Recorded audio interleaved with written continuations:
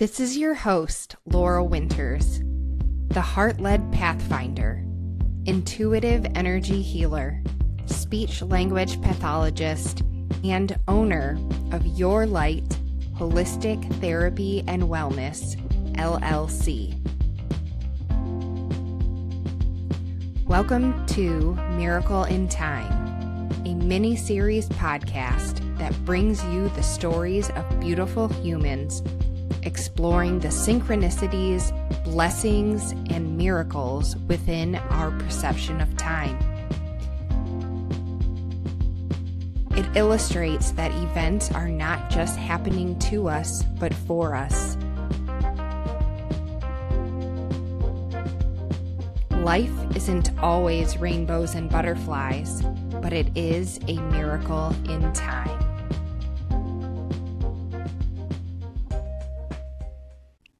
As a disclaimer, this podcast contains general information about various topics and medical conditions and is for educational purposes and inspiration only. Your Light Holistic Therapy and Wellness LLC is not responsible or liable for the accuracy of information contained in this podcast. The information contained in this episode is the personal views of the host and guests respectively. This podcast is not meant to replace the advice of your healthcare provider and is not intended to prescribe, prevent, treat, or diagnose disease. You assume all risks when you continue this episode. I am really excited to talk to my next guest, Julia. I came across her on a Facebook post, actually, in our town's Facebook page. Someone had asked about tongue tie release. And so I said, hey, I had an experience with this. If you're you can private message me to ask questions. And Julia here had a ton of information that was so good. And I was like, wait a second, she actually knows what she's talking about. So I sent her a message and we've been kind of chatting and I was like, I really need to talk to her. So thank you, Julia, for talking with me. You're welcome. It's great to be here. So I'm excited. Good. So first off, tell people about you. All right. I am a longtime Northwest Ohio resident. Spent most of my time here, grew up in the area, met my husband at high school. He showed up for one semester and then relocated back to Charlotte, North Carolina. So it was one of the typical short connections, but then we life brought us back together about 15 years after graduating. And I can't do math. Sorry. It's Monday, Tuesday, and I can't do math in the week. But we got married in 2015. I relocated to Charlotte for a year and a half, and then God's sense of humor pulled us back up here to Northwest Ohio. We have two beautiful kids, a Great Dane, and then I own a couple horses. So that's and we are big sports fans in this family. Like my son's in lacrosse and baseball and karate and picking up soccer on another team. So I don't know what end is up at this point in time between practices and games right now. Yes, life gets so busy with all the sports stuff. I can't. My husband coaches basketball, and so it's ending up starting to be like a year-round thing. And so I can't even imagine thinking about adding my own kids' stuff in there as well. It's like, I can't right now. It's just not possible. We were there a few years ago. My husband stepped out of coaching junior high football, and he was like, I can either focus on our kids or we can focus on my coaching career that's part-time in junior high, and he chose the kids. I love that. Yep. And funny enough, this weekend I've been called to horses, and so this weekend I was driving through Pokagon, Indiana, and where they have their state park, and they do guided horseback riding trails. So I did one by myself. I was just like, I walked up and was like, hey, I just want to ride a horse. And so unfortunately I lost my ID at the stable, but then they found it later and I was able to get it, but it was really nice. So I love that. If you don't want to go all the way back to Pokagon, Marmon Valley down in Bellefontaine also does the same thing. So that was one of my first experiences on horses, was going out on a trail ride with my mom and two of my siblings, and then coming back at like, yeah, that was the start of the horse bug. So, Oh my goodness. mm-hmm. Wow. Yeah. Yeah. So I want to hear about your journey with OMDs because Mm-hmm. it sounds like you've been through a lot. And one of the things that I'm trying to do with bringing this Make the Connection course to Northwest Ohio is to actually educate and be able to have providers that have this as a service to provide myofunctional therapy, maybe early expansion, tongue tie releases. You know, there are a couple providers, you know, doing tongue tie releases that I'm very aware of.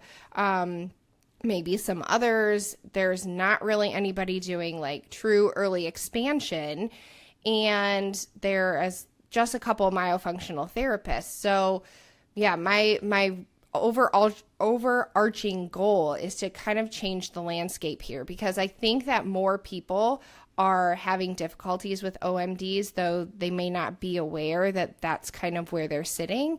And then you've been through the gamut yourself. So I was like, oh, I think that we need to talk to somebody from this area and their experiences so that there's just a more awareness.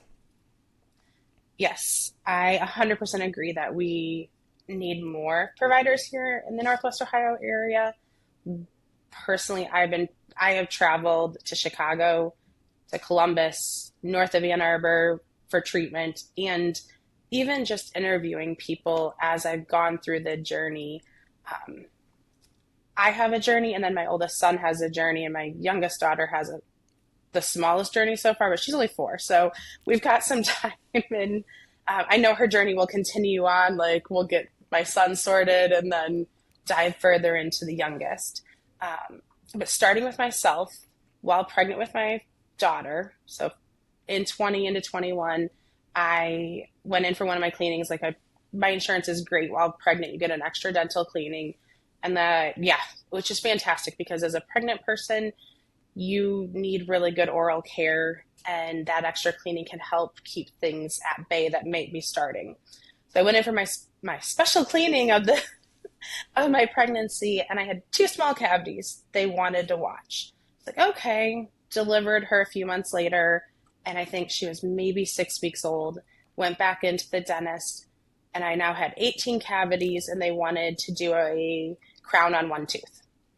Yeah. Holy stromboli. Yes. 2 to 18?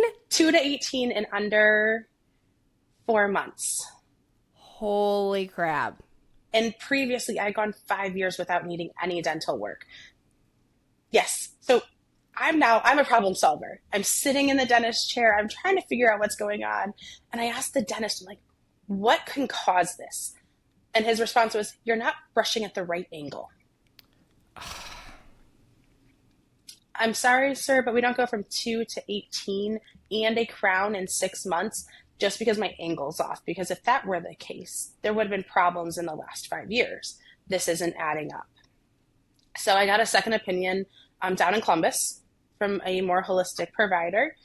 And the quote went from what I just told you to, we want to put crowns on all of your molars and fill like 10 cavities. So it's, again, shocked. Yep. I'd be like, what? How is this even possible? Right. Well, and the dentist, I haven't drank soda aside from while pregnant. I did have a few Sprites because I was getting sick all the time. I gave up soda 25 years ago, and I've had maybe 10 sodas in 25 years.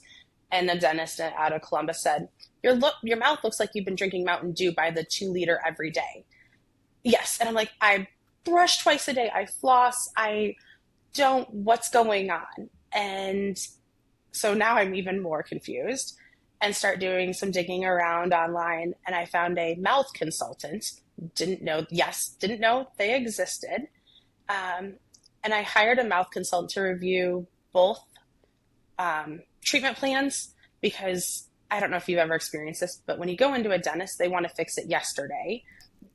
So there's high pressure to like say yes. And I went from needing no work, almost no work, to holy crap, I felt like my mouth was getting ripped out and put back in and going to become more of a bionic woman than I already was from my. I swam and played tennis in college, and I have a few surgeries from a few injuries there. I'm like, I don't want to become a bionic person in my mouth. I'm in my 30s. This is ridiculous. And yeah, wow was right. So I slowed down and worked with that provider. And I know this is in my notes for later, but one of the balances for anyone going on this journey is to balance dealing with the problem and being set in what your solution is going to be and not getting bullied into a treatment plan that's not right. You still have to accept whatever you choose and be completely like I've looking back and probably changed some of how I handled my own journey or my son's journey, but I can't go back in history and rewrite it. So I'm going to accept it. But I stopped letting myself getting bullied by providers pretty quickly. I don't know. I think it was that mouth consultant who turned me on to a OMT therapist based in Wisconsin who does all remote work. And let me tell you, trying to get pictures where they wanted to see how wide I could open my mouth and stick my fingers in. And like, my husband, bless his heart, we spent a night and he was like, what are you doing to me? Yep. So I started therapy with them. I think I started in October, or signed up with them in October of 21, may have delayed it until January of like actually starting.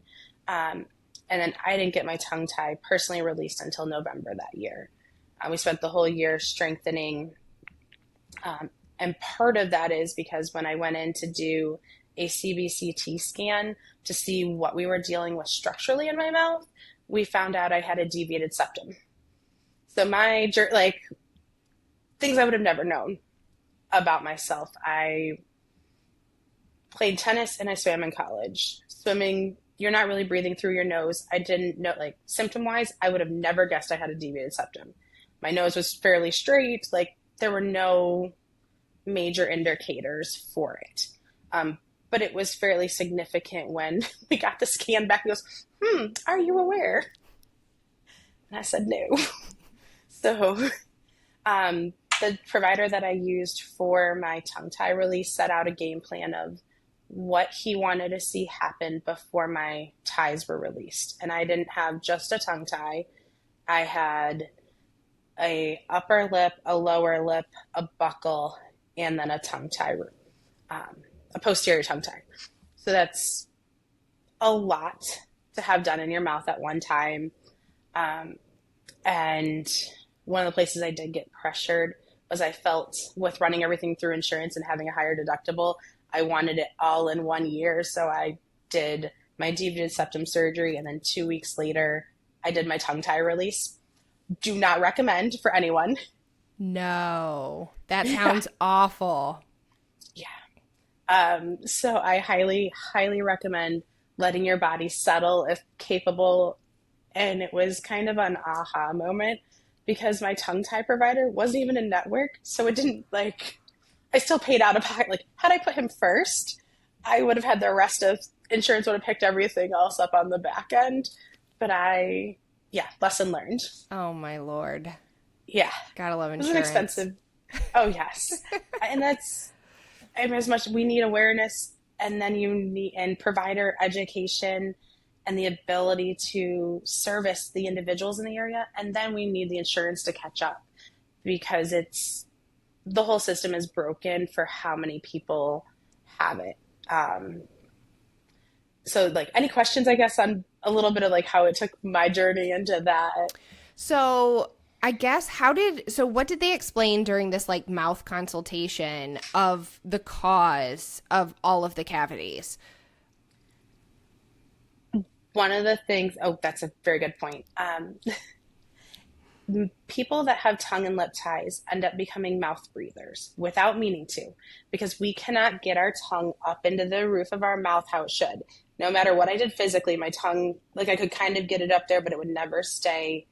And it, with posterior tongue ties, especially at night, if this is my mouth, and I guess I can't do it invertedly, but my tongue would fall back down my throat, which would open my mouth, and I would snore.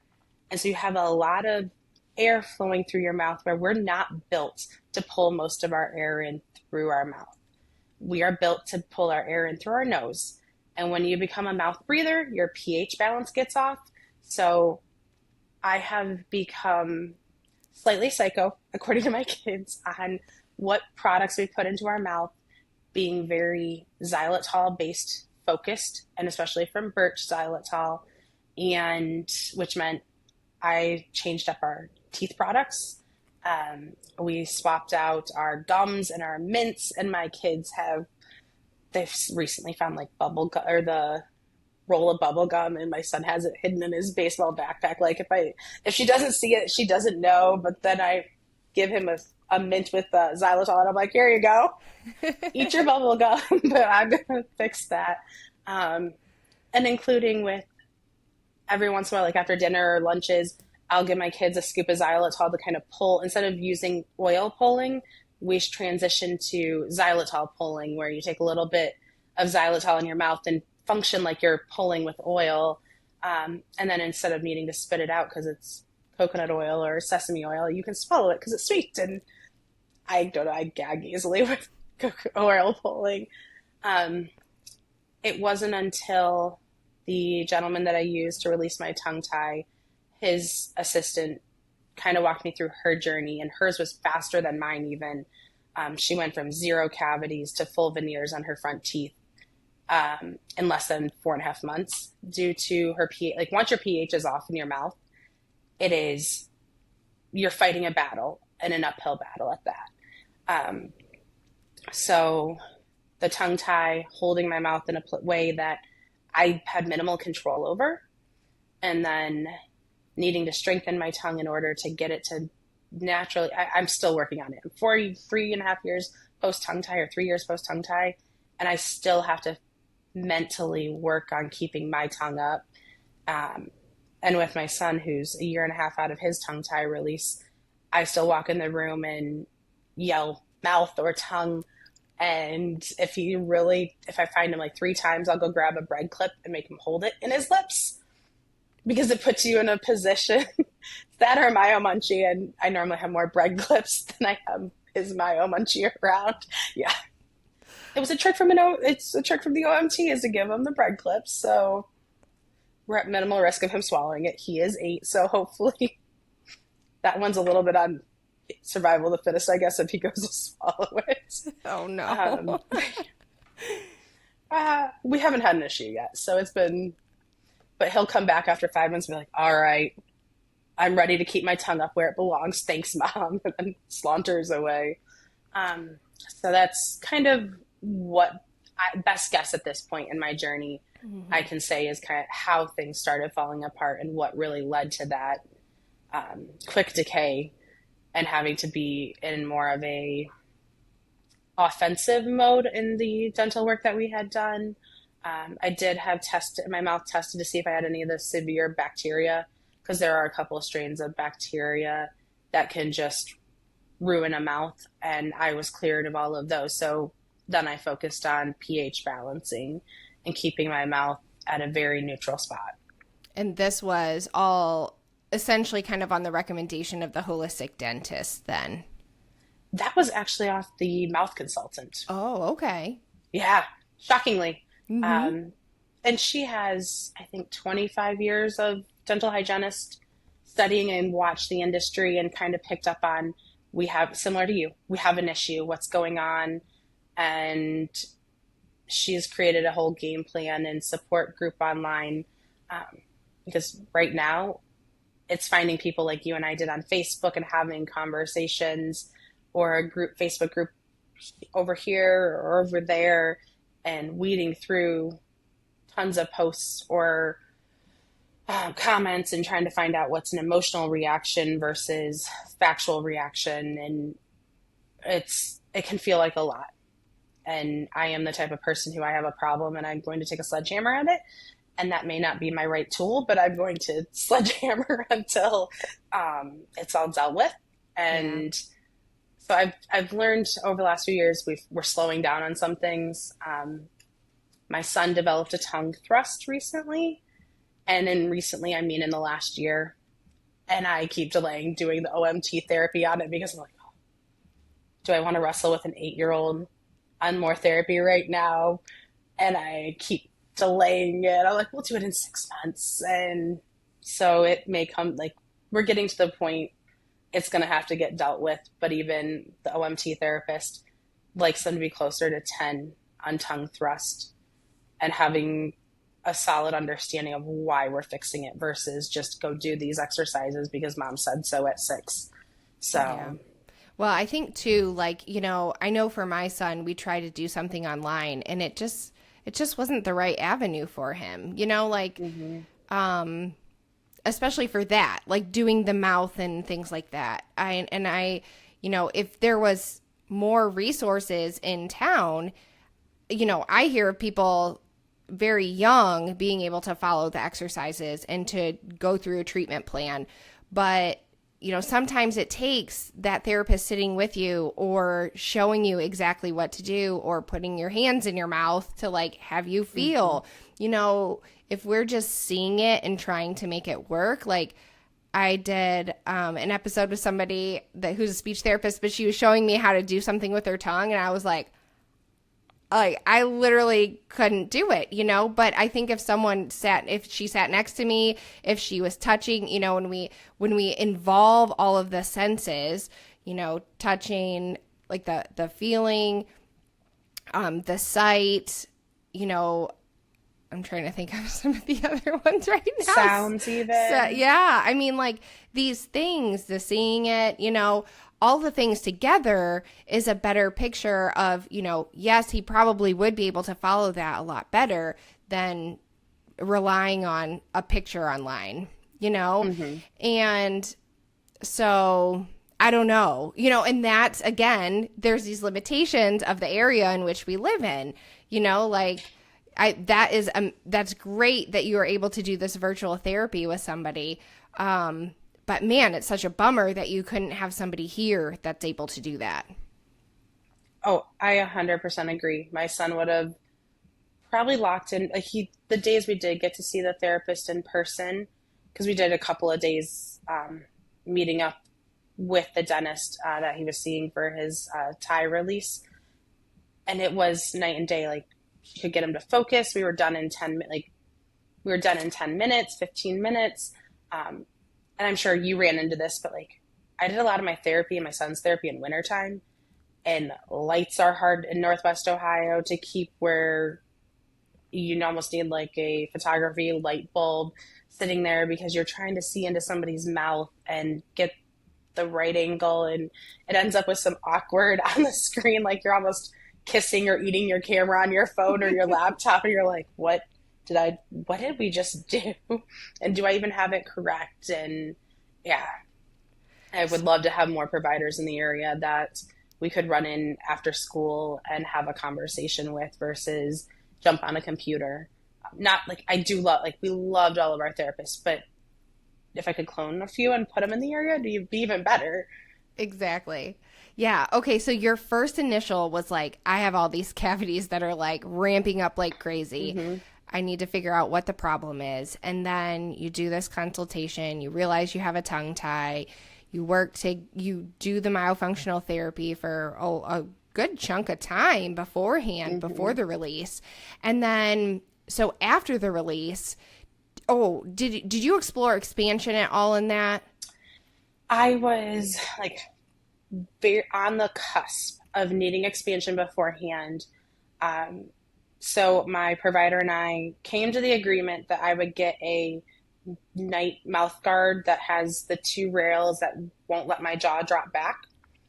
And with doing like at-home sleep studies before and after getting it, it actually did minimal. Like Excuse me, sorry. Still recovering from a crud last week. Um, the expand or that my night mouth guard didn't do as much as I would hoped, and so I ended up not being very consistent about wearing it to bed because as soon as you pop those in, you're not really talking to your spouse or significant other anymore.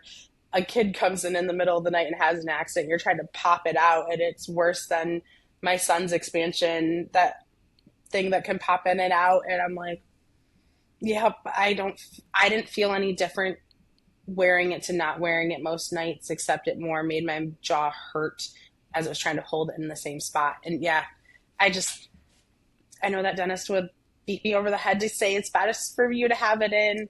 And then I had a crown fail a little over a year ago, and then which led me to my current spot in my journey where I'm now wearing braces to straighten my teeth and get a little dental expansion and make a little more room for my tongue. Um, I had looked at a few different options, and my brother had Sarpe done, so we are definitely a family of more narrow palates and needing expansions. I don't know if he had a tongue tie release in there because his was all done surgically, and getting him to talk was difficult. But I personally wasn't ready to have someone take a saw. For the people listening to this that aren't familiar with that surgery, they basically take a saw and slice your palate with it, and yeah, then put in a rapid palate expander. I wasn't ready for that. I was willing to do the step down, which is it Marpe? I think so. Where they put in a rapid palate expander and slice, like put slits in your mouth, upper palate, to get it to then start expanding. But even then, there's back and forth on uneven expansion issues and vision issues. And to need 2 to 4 millimeters of space for my tongue, I didn't necessarily feel like that was the risk I wanted to take when I felt like we could get that with just braces. So last fall, the root canal that failed, that tooth came out and braces went on this spring. So I have 15 to 18 months in braces, and then I'll be putting an implant in to save that space, because for me, every millimeter counts, every half millimeter counts in palate. In my journey of finding an orthodontist to work with, I did have a provider who told me airway focused is just a fad. And he would straighten my teeth for me, but being worried about my airway is not a reason to get expansion.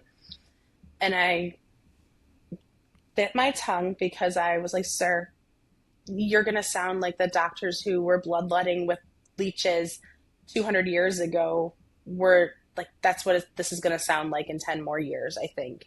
And you're in your 40s as a provider. You have this part of your practice will come back to you. I shook his hand and walked out of his office before things got salty. Yeah. Like, okay. Yeah. Going home now. So that's kind of like to wrap up like where I am in my journey and what I have left, providing nothing else comes out of left field for me. Now, I do have a question. So in this, did you do any kind of body work? Any craniosacral therapy, CFT, myofascial release? Yes. I did craniosacral therapy and myofascial release coming into my tongue tie and lip tie release. My provider just moved out of the area. So Bummer. I know, I was going to go she gave me some recommendations. But I just haven't gotten back into it with the braces went on in March. So for me to come back around and start circling back around on body work, it's been family focused and getting to my appointments to get the braces put on. And then adjusted has been my max right now. We're fairly consistent in our chiropractic work. Like I stay in consistent chiropractic, which we attribute to helping my son in his journey of not needing as much craniosacral work. Because technically he's had 2 lip tie releases, one as a baby at 13 months, as we hit a day and it was like his front 2 teeth popped in and we were either going to be done nursing that day or we're going to figure out why it hurts so bad all of a sudden. And he had a lip tie released a few days later, which then saved our journey for a few more months until he was like, I'm done with you, Mom. I'm out. Like, I found cow's milk. I'm peace out. I'm gone. Like, okay. We made it over the year mark. Would have loved to give you two, but when you're saying I'm done, I guess I'm out. Like, I'm not going to force that for you. You I know? love that. Kids, it's never on your timeline. They do whatever they want. You're like, come on. Yep. You set these goals. You're like, I'm going to do this. Yeah. And looking back, even in that journey, right when he was born, there was clicking that should have been an indicator to get him in.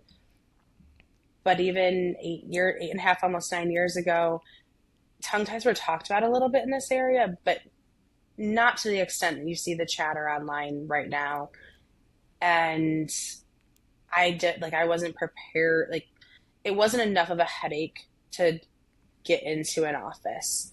We were able to get through our nursing journey, and had I realized what it did developmentally to him, and like causing a narrow palate and not getting the airway he needed, which then so many kids and parents we're not taught this, but when kids can't breathe well at night, which is where you see a lot of the problems with kids on airway, they're not resting. And then you end up with these kids who are overtired. And what kind of behavior do we see from overtired kids? They're hyperactive. They can't focus. Like, they're not like adults who just kind of like, or teenagers that do the whole fall asleep. They kind of spin in their chairs, and you see kids getting in trouble at school. How many parents over the next 10 to 15 years are going to look back and go, was my kid's behavior where we were butting heads and I was trying to get him to calm down because he didn't get good sleep that night, and he wasn't breathing effectively? I think there's going to be a whole bunch of us parents who, like, first of all, it's not our fault. Give yourself a lot of grace, moms, because there's not the education. Our pediatricians aren't talking about it. Our dentists aren't talking about it. I mean, even the holistic dentist I saw in Columbus didn't let me know I had a tongue tie. Wow. Yeah, there's just these huge gaps. Yeah. And the concept of, if you're not an infant, you don't need released. That is probably the biggest fallacy in this genre of healthcare right now. I squared off with the ENT that did my deviated septum surgery, because he's like, stick your tongue out. And I could, because where my tie was is posterior, so I could stick my tongue out at him. He goes, you're not tied, you're just a little restricted. Okay, well, hiring you to fix my nose and my septum, I'm not hiring you to fix my tongue, because I want somebody who understands how my tongue should functionally work. And it doesn't sound like, sir, you are trained in that. And that was part of my journey through this, of like putting my team in place. I used somebody in Chicago for my tongue tie release, a local ENT for my deviated septum. I used remote OMT therapy, and my orthodontics are within an hour of Toledo, which is, I feel very blessed for. So yeah, I had cogs in a wheel, and I very much have told dentists and different people, this isn't your space in my cog. Like, I'm hiring you for this spot right here, and you're going to stay here, or I'll find someone else to replace you.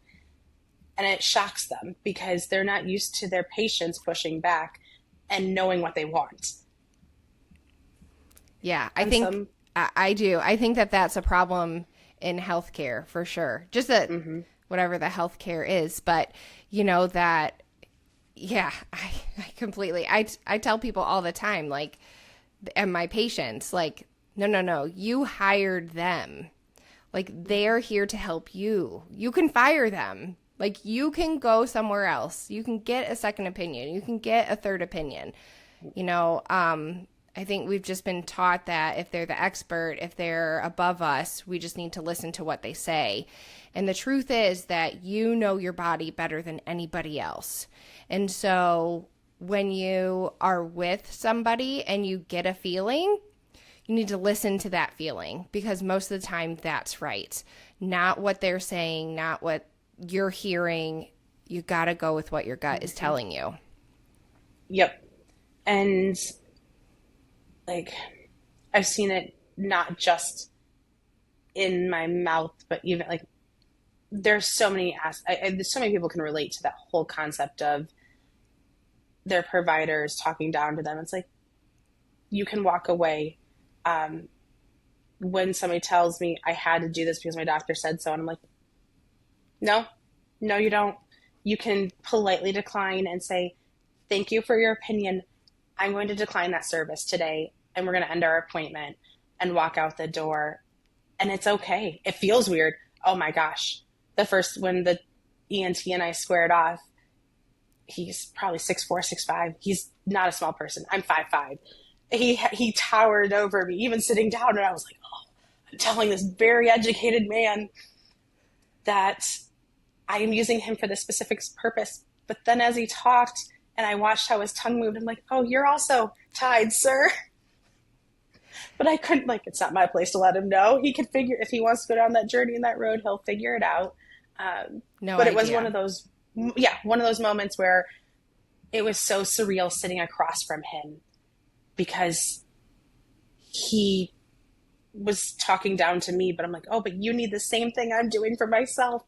And we traded books, and he had me read, and I did it. Breathe. I don't know if you've read that one. I started it, and then I was in that like total anxiety state of like, oh my God, my kids and all this stuff. And I had to like stop, because I was just crying all the time.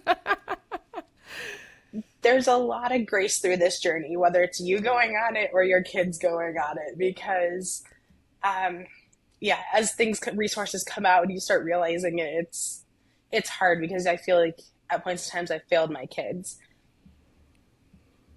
And that's an emotion, and that's on me to deal with as much as it is on me to deal with of feeling failed by the dental industry across the board. And it's a lot to chew off. And as parents, we can't let ourselves beat it up. And yes, I chunked my way through it. And I took in the book Tongue Tied by a dentist out of, I think, Alabama, who went on the journey because of his kids. Like, I highly recommend it. He wasn't into tongue ties until his own kids had problems. And so then he became a big advocate of getting kids released. So we're all on a journey. Yeah. And I think, it's literally like every single person I've ever talked to, like the times where they were in those experiences that we say like have the most guilt, or we feel the worst about, or we're like, oh, I just never wish this ever happened. Those are the things that really bring you forward as a person and a human, and to be able to share information with other people. So, some of those where we think that they're just horrible times, those are our most beautiful gifts that we've been given. But you have to be aware that it actually is a gift to be able to share with other people. Yeah. And it takes a lot to be able to table the emotions and be able to, okay, I'm going to deal with this today, and not let it wake you up at 2 a.m. in the morning when your kid, something we haven't chatted about yet, and it's come into light in my journey a little bit late. It's one area that I actually have a lot of guilt on, because I am very hypermobile. And I did not put the correlation on pain and mouth pain on it until after my son had his tie release. And he is also hypermobile. And so how those of us who have the hypermobility in our life deal with some of the pain, it's very different. And there were definitely Arnica didn't help my son. Tylenol, I finally broke down and did Genexa Tylenol, and that didn't help my son. I tried children's Motrin with nothing helped my son.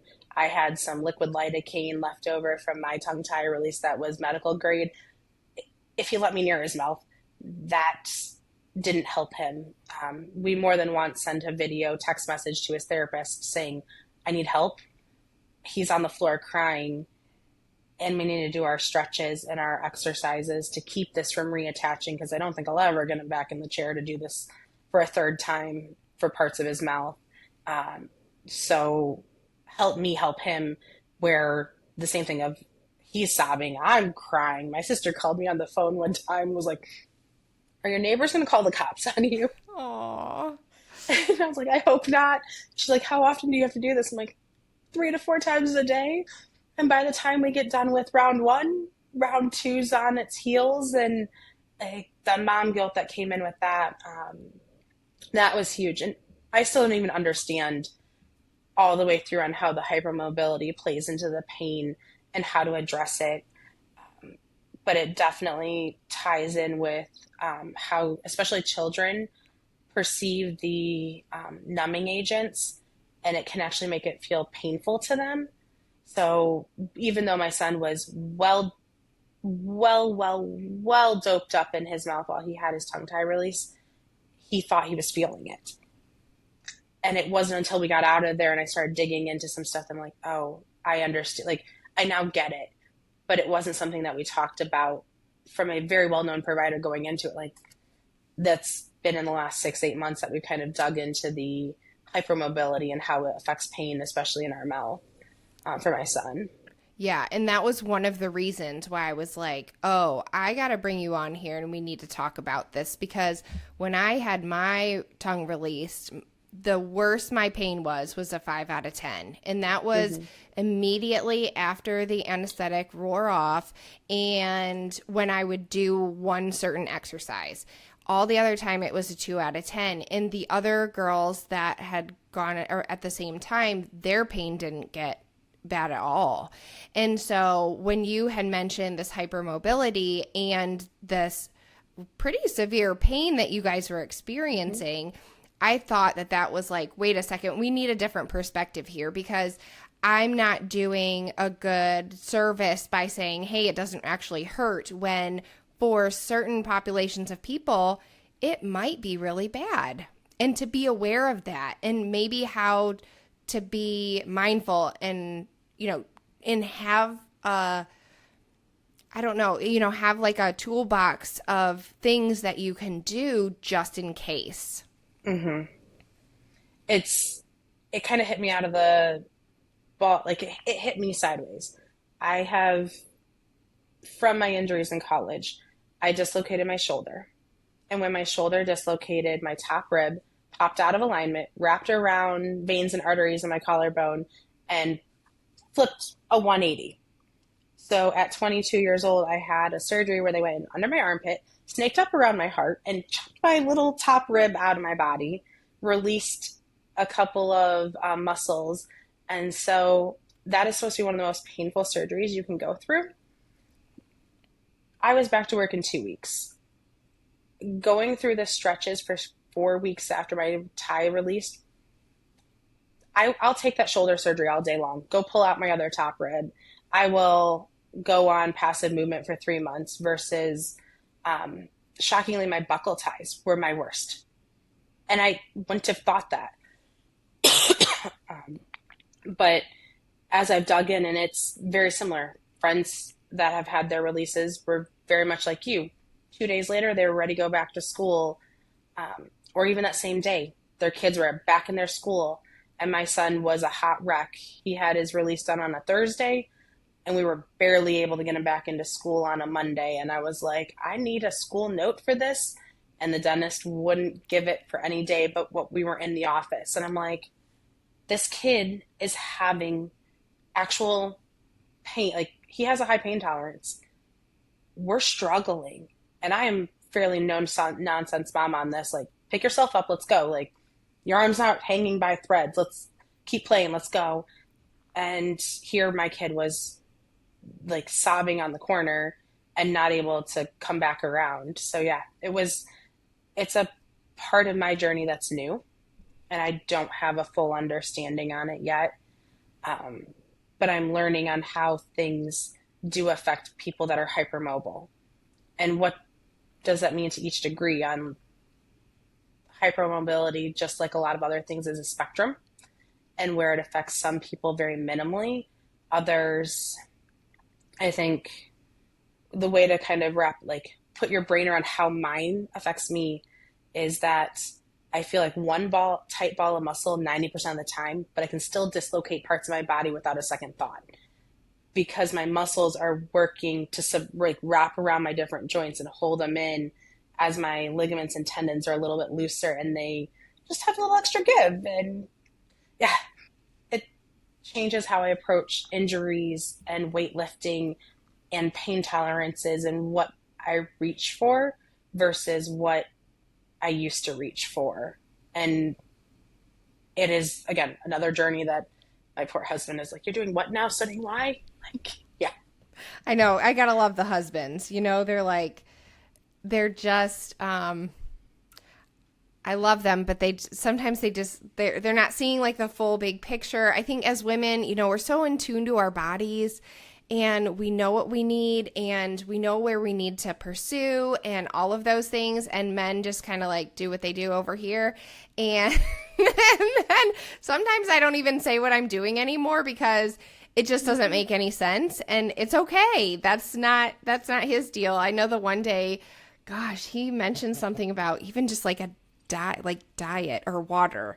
I think he said something about water. Like, there's plastic in our water. And I'm like, I bought a water filter and like a good Berkey one in like 2020. That's why I tell you, stop drinking from the tap. Like you need to drink from the water filter that we have in our house. And he was like, huh, like, what? I guess the PSA to the husbands out there, one, when your wife comes to you and she is trying to like rationalize, because I don't know about you, but like as I was evaluating for my son and my daughter, like what do we do for treatment? Does this make sense? Is this the right time? Is this the right provider? Is this the right option? And my husband's eyes glaze over and he's like, I care, but I trust you. So just go ahead and do it. And I'm like, should you just trust me? Like, yes, I'm their mom, but can I get some other feedback in the middle of this loop? And so a few trusted friends who I now will reach out to and ask them questions and like, hey, can you be my sounding board on this one? Yeah.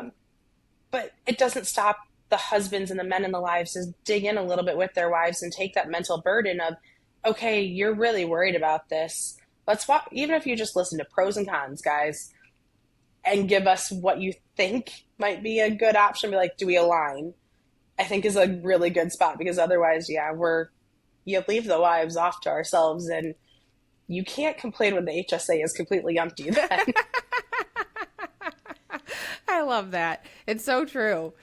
Mm-hmm. I wanted to just mention that go back a little bit. So you're talking about the children and when they don't have airway, they have all these, they could potentially, or that could be the root cause of like behavior issues in school and their learning and all that stuff. And I know that, my son it's June. So I think my oldest has been on his expansion journey for like a year and a half about, and he's to the point now, there was an immediate, like in the first month, there was a change. Like he stopped snoring like crazy. So I was like, oh my God, thank God this is working. But now it's to the point where he wakes up and you can tell he has a lot more energy. But I say like, how did you sleep? And he's like, I slept really good. And, for so long, sometimes he wouldn't even tell me. We'd go to the doctor and they'd say, how you doing? And he's like, I just don't sleep at all at night. And I'm like, I go in and you're sleeping. He's like, no, I don't think I slept at all. And it's like, oh, it just like breaks your heart because sleep is so important. And I know that when I was growing up in high school, even college, like when I knew I had a big test the night before, I was still in bed at 9:30. Like I knew that there wasn't going to be anything that was coming in my brain that wasn't already there. I needed my sleep. And so that's what I got. So I know for me, sleep is so important for my brain, my cognition, my entire body, my healing, everything. And that when your kid is not experiencing that, yeah, it's awful. Yeah. So was the question in there that like, what No. did I notice in my son? Or just, No, I was just making a okay. comment. I would 100% agree with all of it because like when we started Sawyer's expansion, it was the questions with the provider were, how is he sleeping at night? Is he having accidents? How is his behavior in school? And I had never correlated it until partway through his journey with this. And you're like, huh, oh. And yes, kind of the same thing where he had an initial like massive jump into sleeping. He has turned into almost like a farmer's kid, which we do come from farm mentality, but like I am past the point of waking up at 6 a.m. because like if I don't have a reason to be out of bed early, I don't want to be out of bed. But my kid is up and refreshed and ready to go, which I love. Um, but I've noticed almost with the anxiety that can come out of little boys and the calmness and having his appliance in, if he's having a really rough emotional day, we'll have him pop it in and it hits up on his vagus nerve. So what, again, for those of you who are tuning in, you may not be aware, but like if you can get a kid to put their tongue up on the roof of their mouth and rub back and forth, that stimulates your vagus nerve, which can help calm. So when there's a pressure up there, you're getting a consistent calm.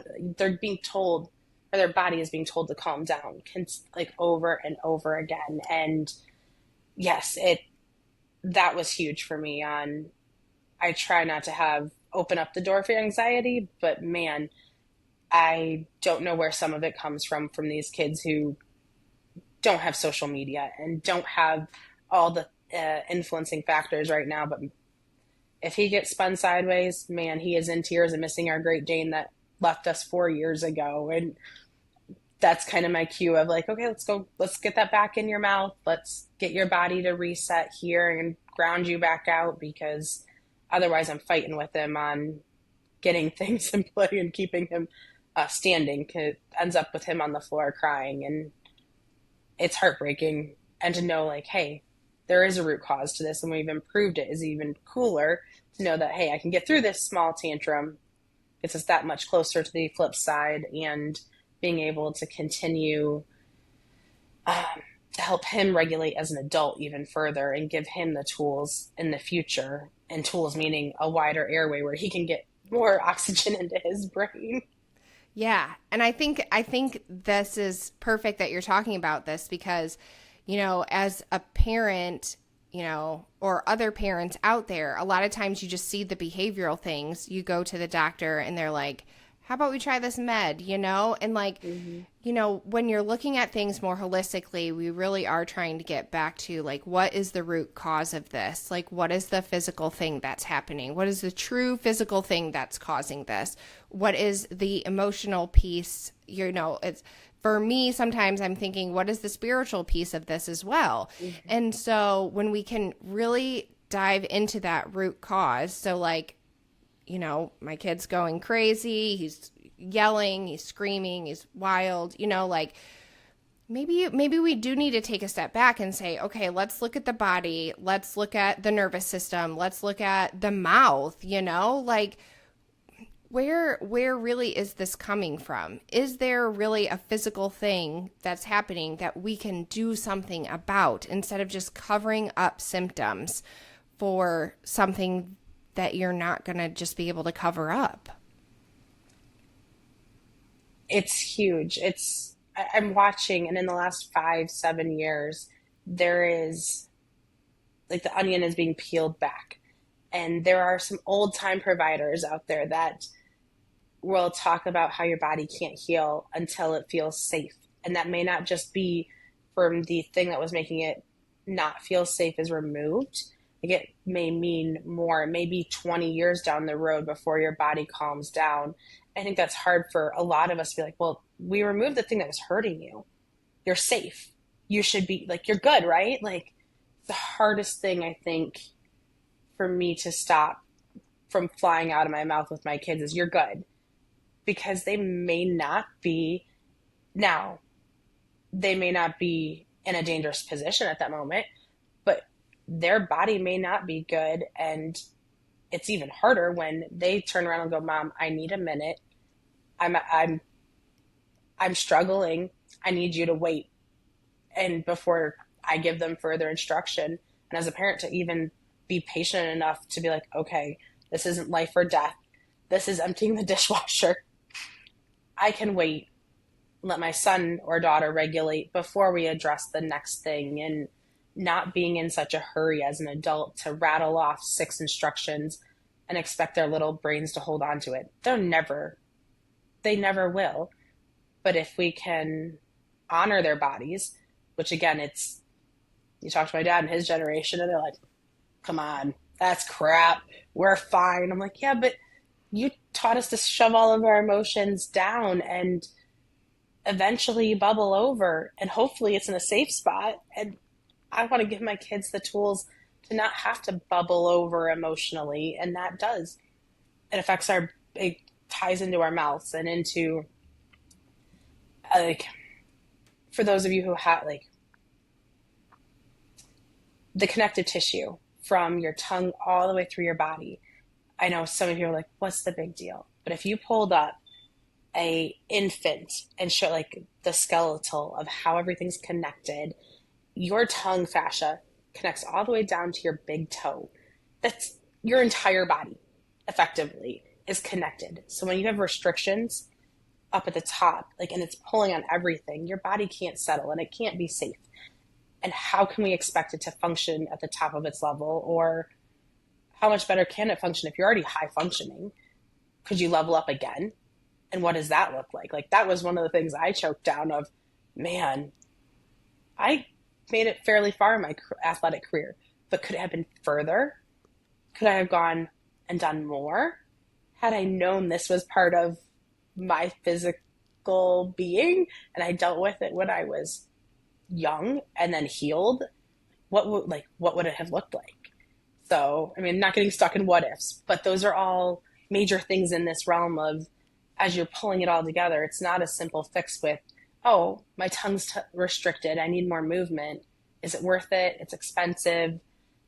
And yes, if we can break these barriers down and get more providers trained, the cost can come down and make it more affordable for the whole world. Like, this used to be done by our midwives. They used to keep a little pinky nail sharp. And when a baby was born, before mom even grabbed it, pop their mouth open. If it was restricted, they'd slit it with their sharp pinky and hand the baby to the mom. We lost that because that's not how a lot of medical deliveries work anymore. But it was a lot more available at that point in time because the midwives just did it and were wild.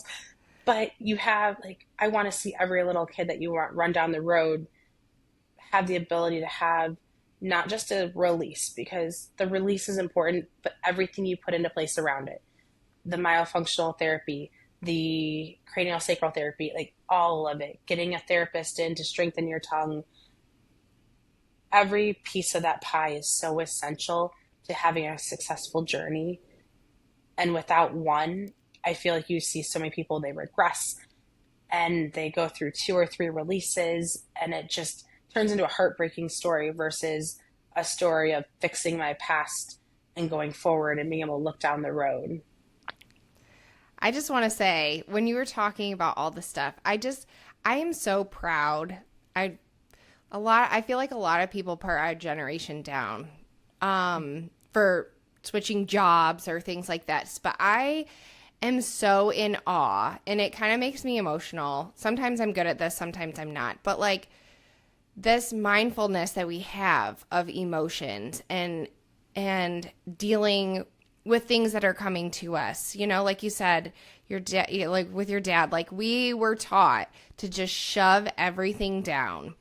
And I see so many parents now who are healing through their children, essentially, to say, it is safe for you to be like this. It wasn't safe for me. It's safe for you, and I support you through this, and I hope that you can have a better life than what I experienced in this realm, you know? And so I just want to say, like, it's so beautiful to hear you talk that way, because I like know how hard that is, and that you're doing that is just so amazing. I know I don't know you very well, but like, I just want to say I'm so proud of you. Like, that's so amazing. Thank you. And I should also clarify, like my parents did a fantastic job with the knowledge they had. Like that, the generation above us, you guys they didn't necessarily fail us because the info wasn't there. And that's I've had a long conversations with my mom and my sisters as they are going through the similar journey with their kids. We didn't have the internet when I was born. My mom wanted a hand manual for when I came home. I was her firstborn. She'd never changed a diaper before I was born. She was an only essentially because her brother and sister were out of the house by the time she was born.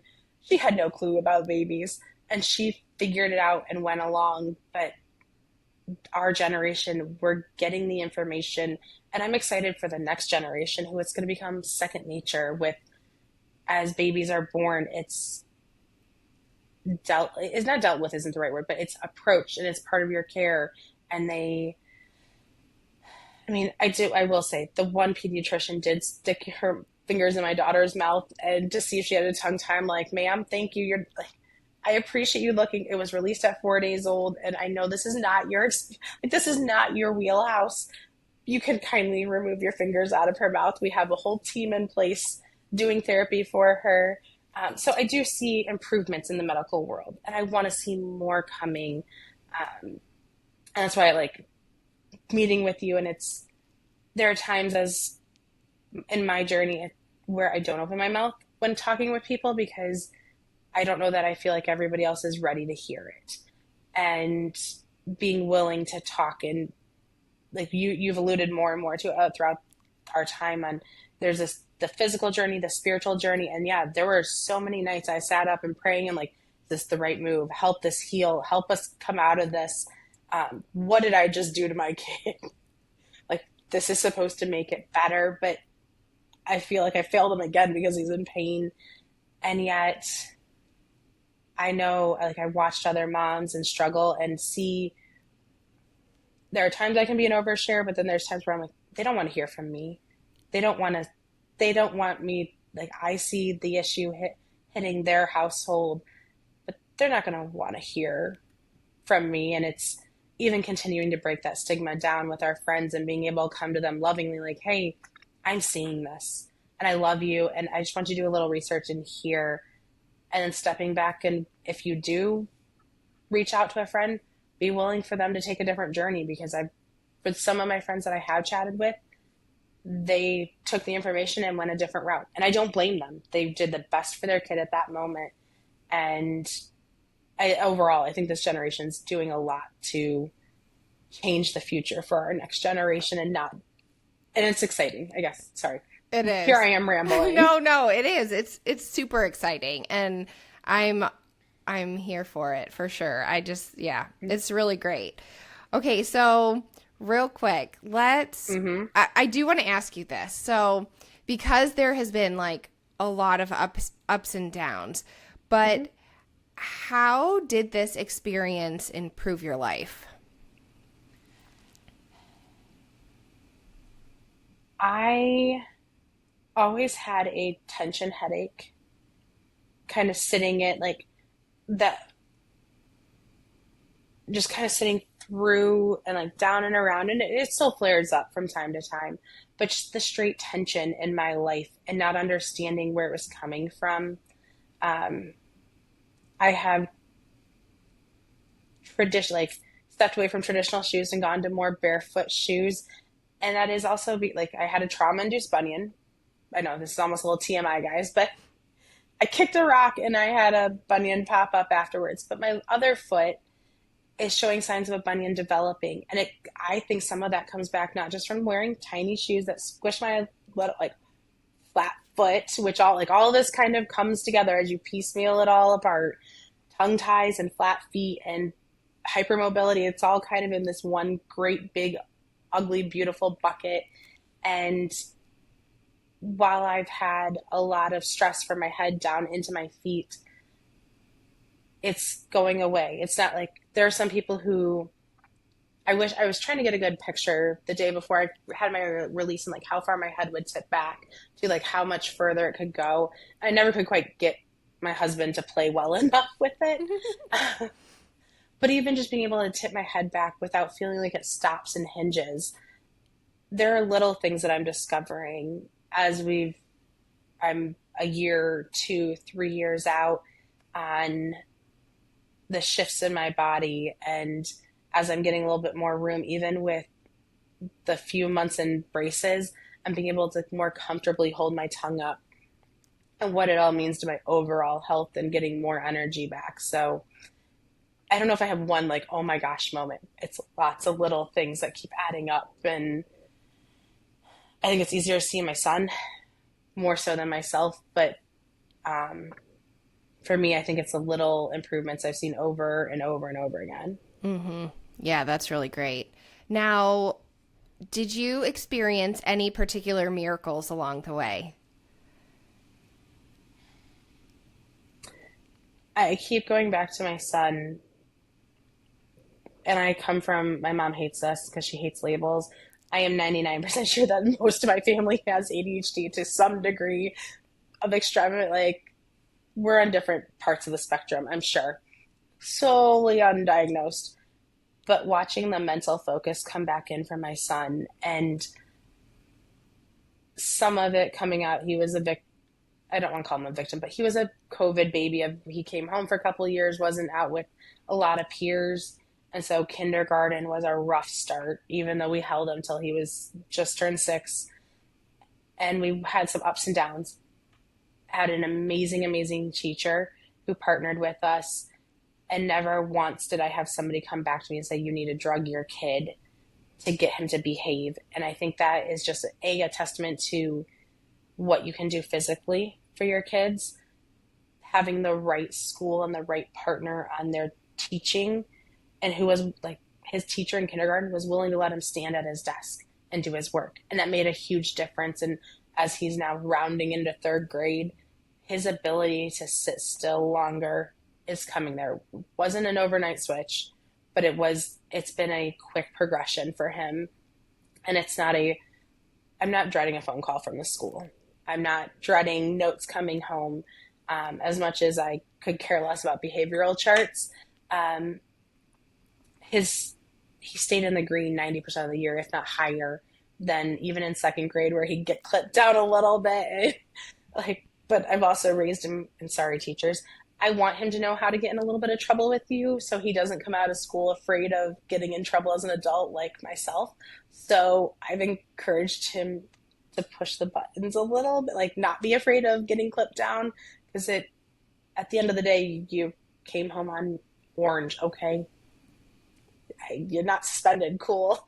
Yeah. So I think I'm more excited about his journey than mine. I'm long for the ride. I'm doing the best to fix my body, but it's exciting to watch the next generation have a 30-year start on me, which is huge. Yeah, I know. I totally agree. I mean, just since my release, there's been so many changes, and it's easy to go, man, what if this was that long ago, But you got to trust the timing, that's you had all the information when you needed it to be able to realize all the things on the other side, Mm-hmm. Yeah, I love that. Well, all right. I'm going to ask you the final question. Okay. We've had a beautiful conversation. I'm so thankful. So what's your advice for helping others see the miracles in their lives? I would say standing still, just stopping so you can see it. Our world is so crazy and it is so fast moving right now. Like we're in June and I literally like choked on the word June a few weeks ago because it feels like we're back in January where I was taking my daughter out to ski for the 2nd time in her life. And so if we don't intentionally stand still, we're going to miss the miracles, because it's not until a provider would ask me, what do you notice differently, that I was even allowing myself to stop. And that is I think one thing our generation needs to do better on is stopping to stand and accept what's changing around us, because otherwise we miss it. I mean, moms were all guilty of dinners on the stove, the phone's ringing, the babies are crying because they needed fed 20 minutes ago, and there's a work email that dings. But if we take 5 seconds and just stop and just let the world settle around us, it's amazing to notice the changes and being present.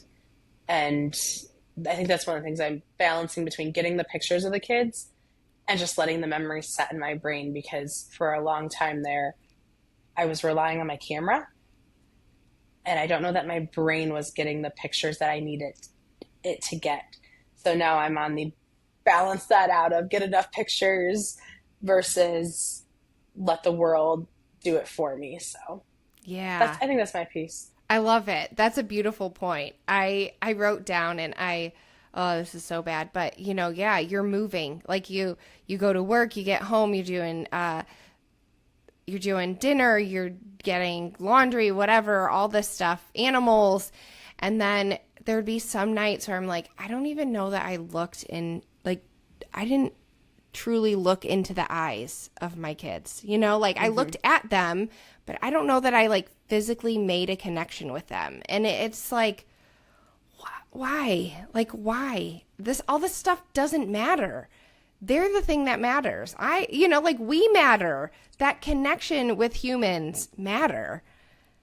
It's why my house isn't currently clean, and I could write my name in cursive on my desk and dust in a corner, because I'm choosing to spend some of that time that I would chase dust mites with letting my kids be like, I get a 4-year-old once in their lifetime. And that's one of my favorite ages. And my daughter is so wildly unhinged, that wildly independent, strong, and I want to be there for every moment that she comes by. And I have enough time that has to be locked up for work right now that when we get off of work, I want to just stand and be present. I don't know if you follow them. Dad Chats Online. No. One, go follow him. Sorry for the anxiety you're going to get, because he will start his reels and he will fill up a cup of coffee without a lid, like old school coffee mug to the brim. So watching it, I kind of listen a lot of times. But he, every night with his kids, asks them one question before bed. And that's, what do you want to tell me about your day? And that has stuck with me on, it's not mom and dad's agenda. What's on their brain? And he said it opened up his daughter, his relationship with his daughter, and it's done similar things with my family. I love that. I'm writing it down right now. I'm literally, what do you want to tell me about your day? Gotcha. Yeah. I love it. It puts them in charge, because you never know when it's a butterfly that they had a concern about, or maybe somebody's not being kind at school and they finally have the courage to tell you. But if you ask for 3 or 4 different things about their day, their little brains can't handle it. Yeah.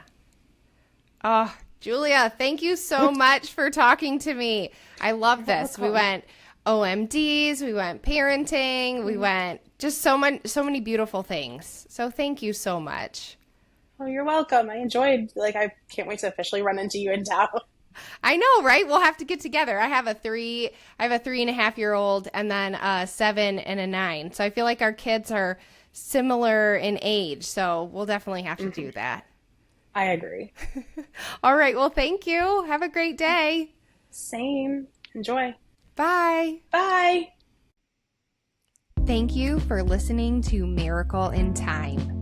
If you would like to explore a theme or know someone perfect for this podcast, please fill out a form on yourlightllc.com/podcast. If you would like to learn more about my services, you can visit the website at yourlightllc.com. I want you to remember that with all life's ups and downs, you are divinely held and guided throughout your journey. Don't miss out on this miracle in time.